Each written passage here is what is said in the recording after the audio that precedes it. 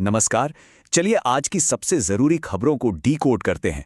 वो खबरें जो एग्जाम की तैयारी में एक रियल एज दे सकती हैं। देखते हैं कि इन इवेंट्स के पीछे असल में चल क्या रहा है।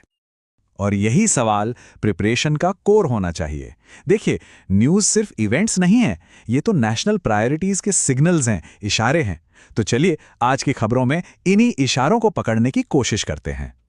तो आज का हमारा रोड मैप क्या है? सबसे पहले बात करेंगे इंफ्रास्ट्रक्चर की, फिर एजुकेशन में जो नया चैप्टर शुरू हो रहा है उसकी, इसके बाद कुछ जरूरी रीजनल अपडेट्स और आखिर में सबसे इंपॉर्टेंट, इन सबको एग्जाम स्ट्रैटेजी में कैसे फिट करना है।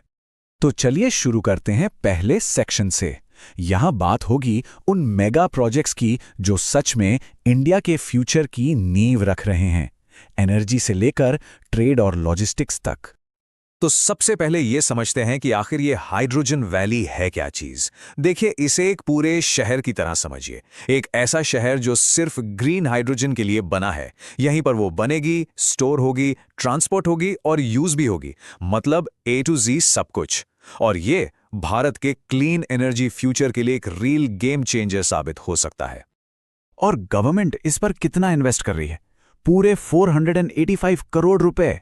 सोचिए जरा, ये सिर्फ एक अमाउंट नहीं है, ये एक स्टेटमेंट है। ये बताता है कि क्लीन एनर्जी अब देश के लिए टॉप प्रायोरिटी बन चुकी है। अब देखिए, सिर्फ एनर्जी ही नहीं, ट्रेड के रास्ते भी खोले जा रहे हैं।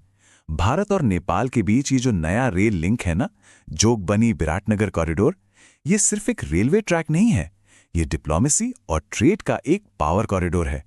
इससे साउथ एशिया में इंडिया की पोजीशन और भी मजबूत होगी।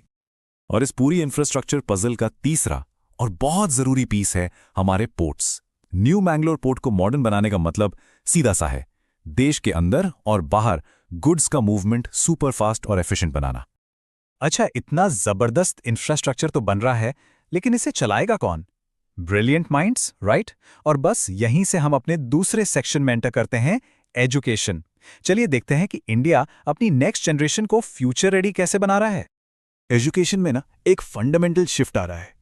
अब जोर रोट लर्निंग यानी रट्टा मारने पर नहीं, बल्कि लर्निंग बाय डूइंग पर है। मतलब करके सीखो, प्रैक्टिकली सीखो। ये सिर्फ टीचिंग मेथड में बदलाव नहीं है, ये माइंडसेट में बदलाव है, ताकि स्टूडेंट्स फ्यूचर में प्रॉब्लम सॉल्वर्स बने, सिर्फ इंफॉर्मेशन कलेक्टर्स नहीं।